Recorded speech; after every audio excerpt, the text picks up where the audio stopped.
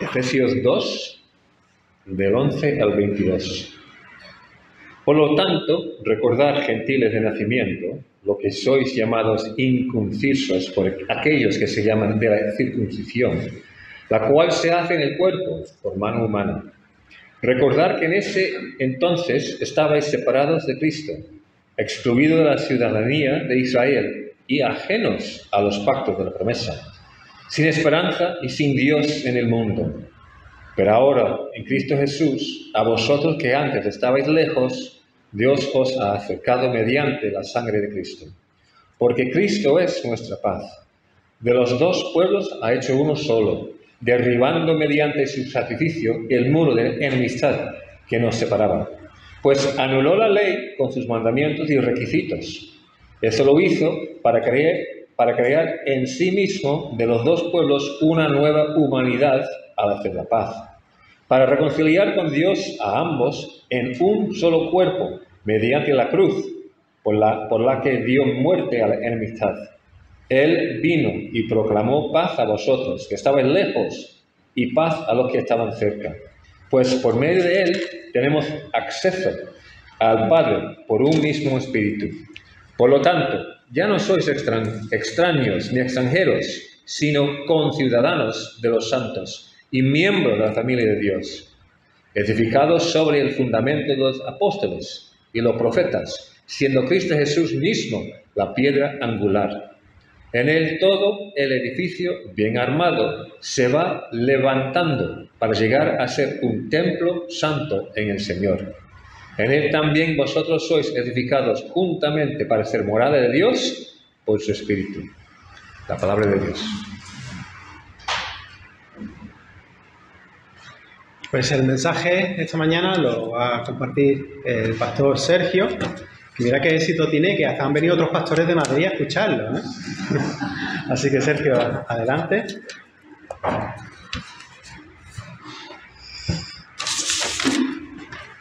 Se siento, habrá que poner un poquito más.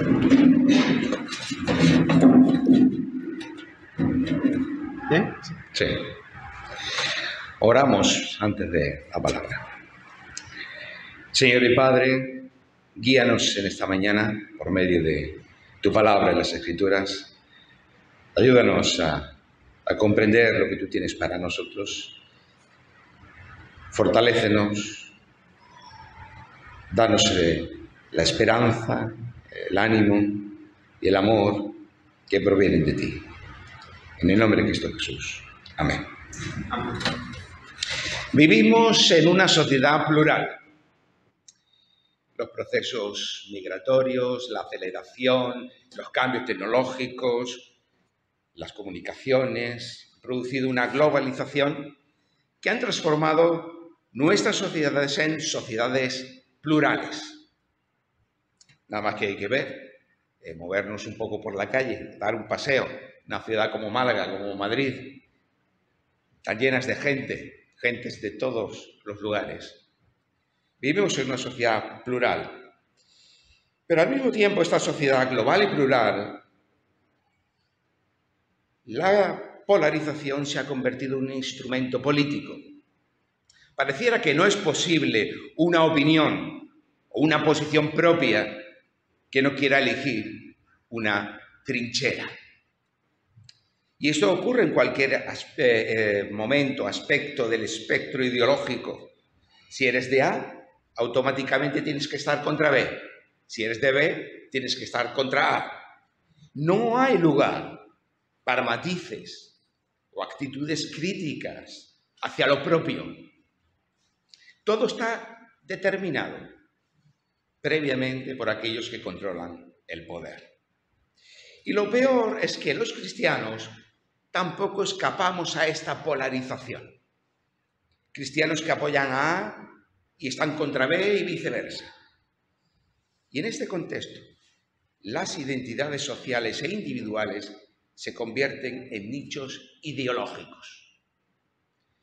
Las iglesias segmentadas, homogéneas por razones étnicas, culturales, sociales, económicas, políticas, eclesiales o teológicas, es el reflejo de estos fenómenos sociales de la polarización y las identidades reactivas, aquellas identidades que solamente se alimentan del otro, de tener un otro al que enfrentarse.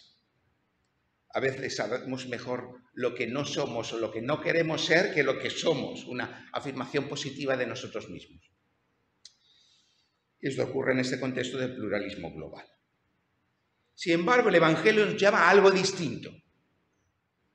Frente a la polarización y la reactividad identitaria, el Evangelio nos llama a la unidad, a una identidad centrada en Jesús el Mesías y a una crítica del resto de fronteras sociales que nos separan y nos dividen, especialmente dentro del pueblo de Dios.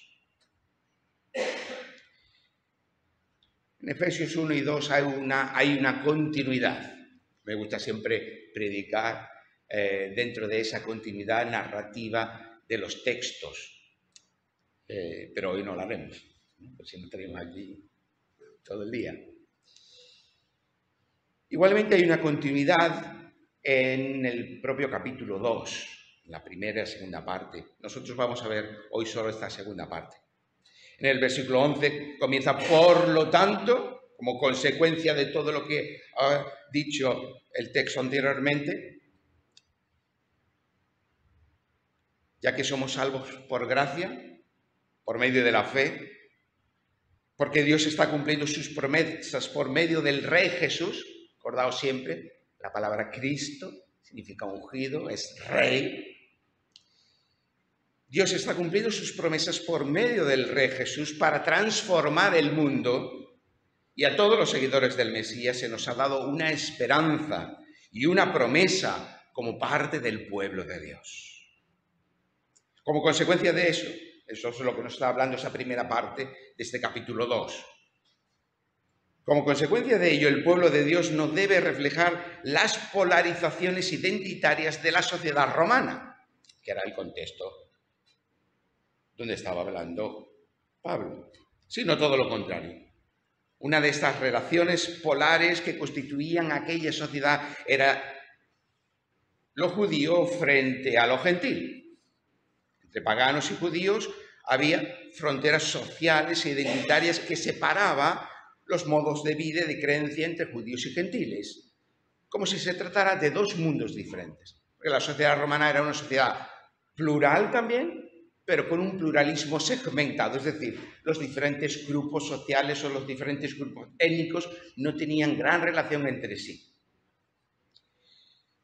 Los judíos tenían aversión incluso a comer con gentiles por su participación en la idolatría y, por tanto, ni tan siquiera querían comer con ellos.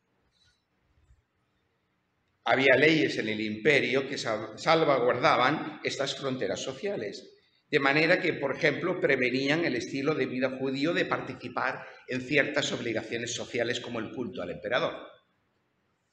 Sin embargo, ¿qué ocurriría si algunos judíos dejasen ese estilo de vida judío? ¿Qué ocurriría si traspasaran esas fronteras?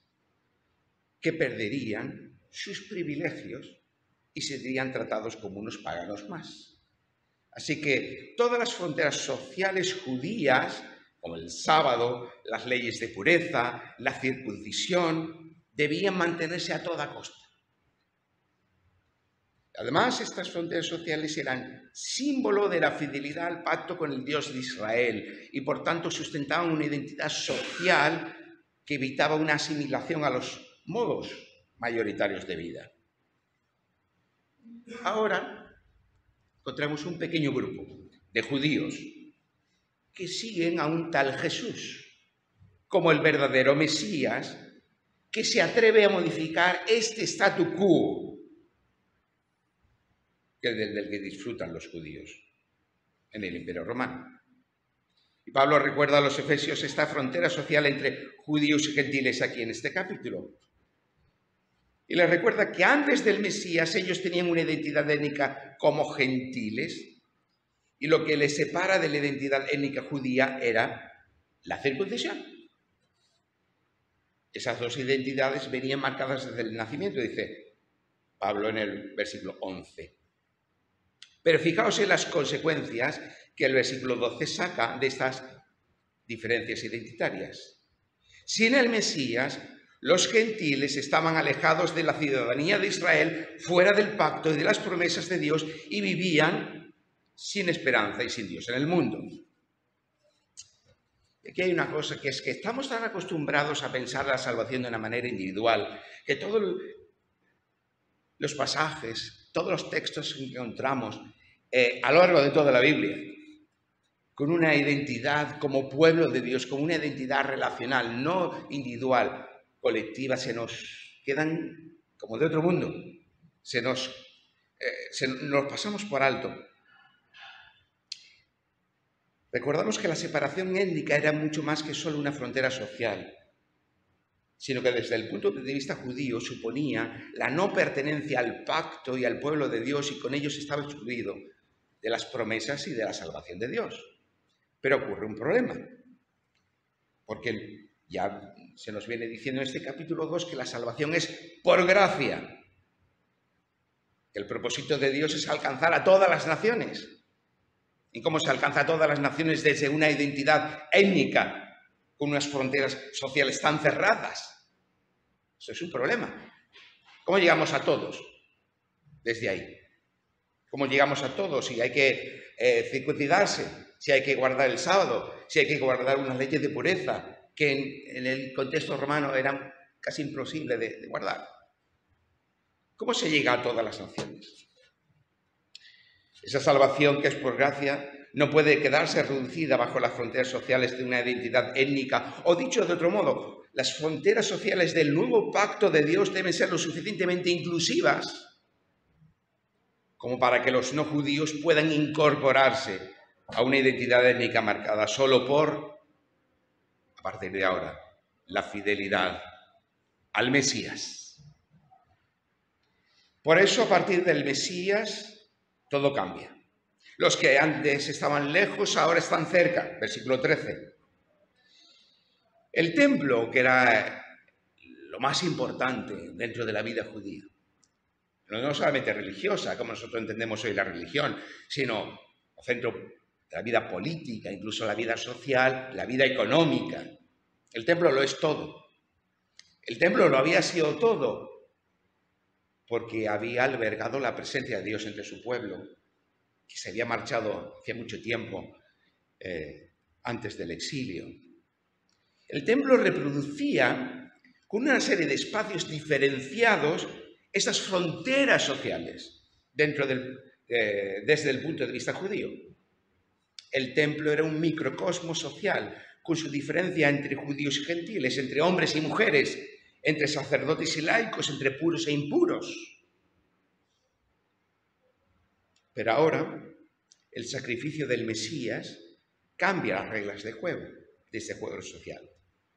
El Rey Jesús hizo la paz porque de dos pueblos hizo uno solo, porque derribó la pared intermedia de separación, versículo 14. Esa separación de la que habla aquí el apóstol alude al muro de separación que había en el templo. Desde la época de Herodes el Grande se había construido y delimitaba el atrio de los gentiles, el espacio al que solo los gentiles podían acceder y no podían pasar más allá. Era un muro de 1,5 metros de altura, o sea, no era muy alto, que no podía ser traspasado por ningún gentil bajo pena de muerte. Había letreros en latín y en griego para asegurarse de que todo el mundo pudiera entenderlo, y decían, porque se han encontrado algunos de estos restos epigráficos, que decía, se podía leer: ningún extranjero puede entrar dentro de la balaustrada que rodea el santuario. Quien sea sorprendido será responsable de su propia muerte. Pues bien, el Rey Jesucristo, Jesús el Mesías, con su muerte en la cruz, derriba este muro de separación. Porque el cuerpo de Jesús es el nuevo templo. La corporeidad de Jesús es el nuevo templo. La presencia de Dios no había vuelto al templo. La presencia de Dios estaba volviendo a su pueblo y a su creación por medio de la persona, del cuerpo de Jesús. Ahora, presencia encarnada de Dios en el mundo. Y la ley que había acompañado al pueblo hasta la llegada del Mesías, como dice el apóstol Pablo, era ese pedagogo, ese esclavo que acompañaba a los niños de los pudientes al colegio y que les enseñaba también algunas cositas. La ley nos ha llevado a Cristo, la ley nos ha llevado al Mesías. Pues esa ley que consagraba esas fronteras sociales ahora deja paso a un nuevo cuerpo social, versículo 15. Es el cuerpo social del Mesías, que representa un solo pueblo donde antes había dos pueblos. En el Mesías tenemos una única identidad étnica, haciendo la paz entre judíos y gentiles. Esta unión del pueblo de Dios en el Mesías es el resultado, versículo 15, de una humanidad reconciliada. Sobre esto hablamos ahora, un poquito más adelante. Una humanidad reconciliada entre sí y una humanidad reconciliada con Dios. Un mundo fragmentado, polarizado, con conflictos sociales, identidades reactivas, en el que las guerras y los odios étnicos están a la orden del día, es transformado por la paz de un Rey Jesús que hace posible la reconciliación. Y de esto está hablando este pasaje. Esa buena noticia de la reconciliación y la paz es tanto para los judíos como para los gentiles.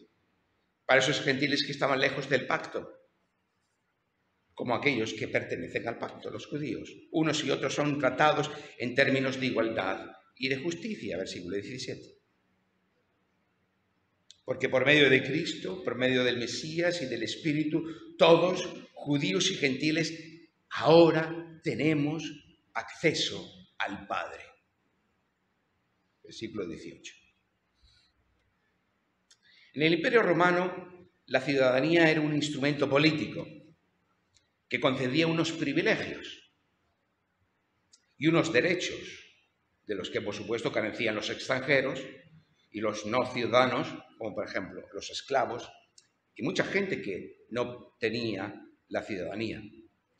Pero, sin embargo, la ciudadanía romana se había ido ampliando cada vez más, llegando a más gente, en comparación con la ciudadanía de las ciudades griegas, que había sido muy restrictiva. Pero ahora tenemos una ciudadanía diferente. Cuando en el Nuevo Testamento hablamos que leemos nuestra ciudadanía está en los cielos, esto no quiere decir que cuando antes partamos para irnos al cielo mejor, sino que es una ciudadanía alternativa a la mayoría social.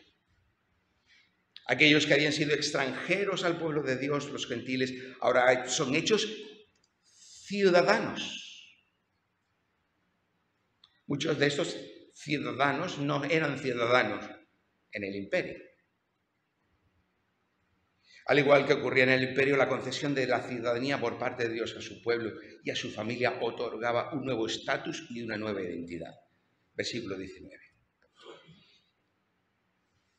Si el cuerpo del Mesías es ahora el nuevo templo, este templo está construido sobre los cimientos que han puesto los profetas y los apóstoles. Hay una continuidad en lo que Dios ha venido haciendo por medio de la predicación profética y apostólica. Y ese nuevo templo tiene una piedra angular, una piedra principal. ¿Qué era la piedra angular en los edificios del mundo antiguo? Pues era una de las primeras piedras colocadas en la construcción de un templo, palacio, que eran los edificios más importantes. En una de las esquinas del edificio funcionaba como punto de referencia geométrico para alinear y establecer la forma y orientación del resto de la construcción. El templo, que es el pueblo de Dios, tenemos una piedra angular, a partir de la cual se alinea todo lo demás.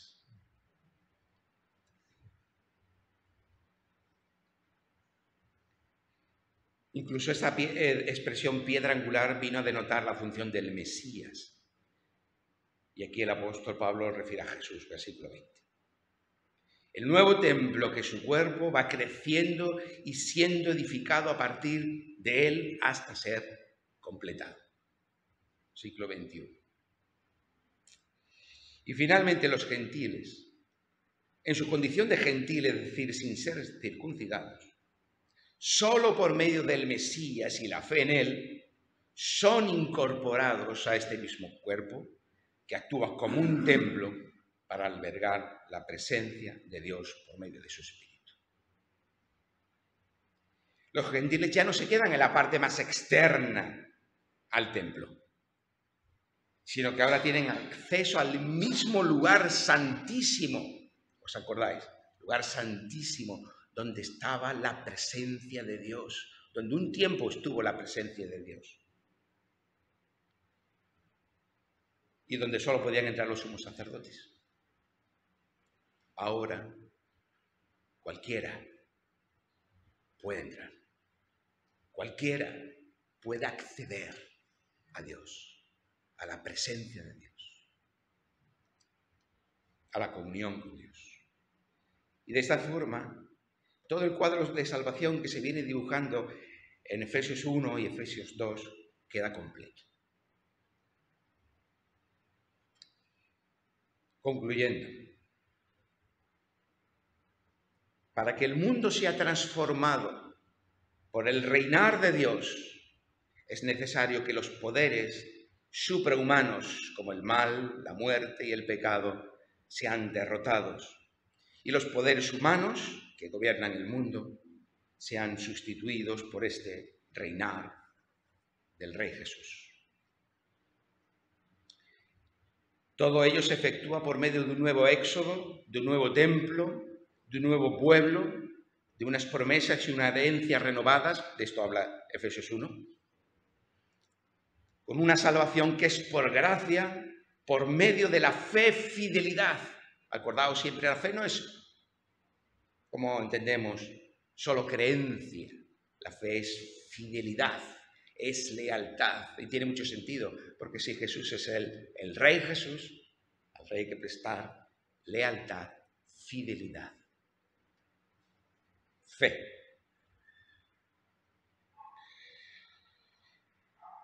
Esa salvación que digo que es por gracia, por medio de la fe, de la fidelidad en el Mesías, debe transformar la vida de los seres humanos al pasar de la muerte a la vida. Y esto habla la primera parte del capítulo 2 de esta carta a los Efesios. Y ahora, como vemos, donde reinan los egoísmos, el ansia de poder, las envidias, las luchas que causan estas envidias, debe reinar el amor y la misericordia de Dios. Podría hablarse esto de un retrato de la sociedad romana del siglo I, pero también de nuestro propio momento.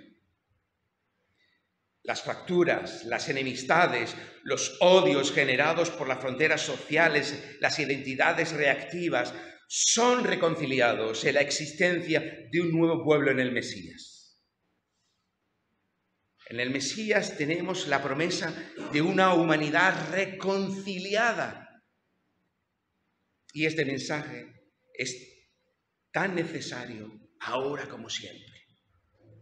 En esta sociedad tan fracturada, tan polarizada, en la que nada más que hay que ver el escenario internacional al que asistimos cada día. Seguir a Jesús como Mesías es portar una identidad, la identidad de una humanidad reconciliada.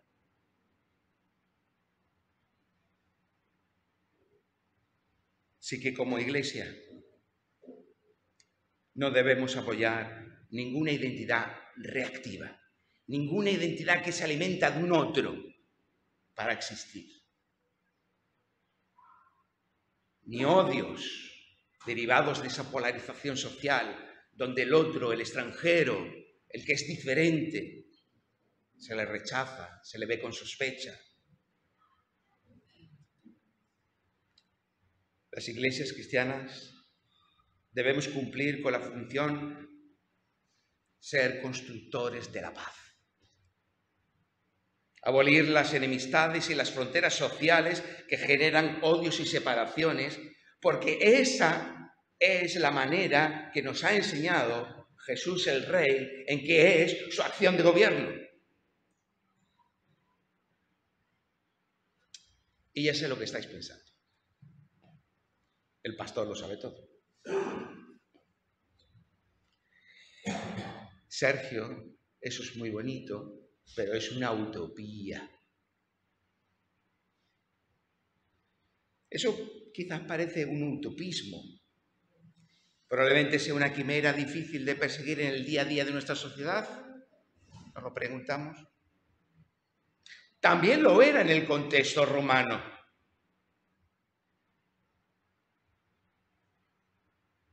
Lo único que parecía sensato era extender la política imperial, extender la ciudadanía romana al mayor número de personas y crear un imperio lo más unido posible. Eso era lo más sensato que se podía hacer en aquel contexto según la política imperial.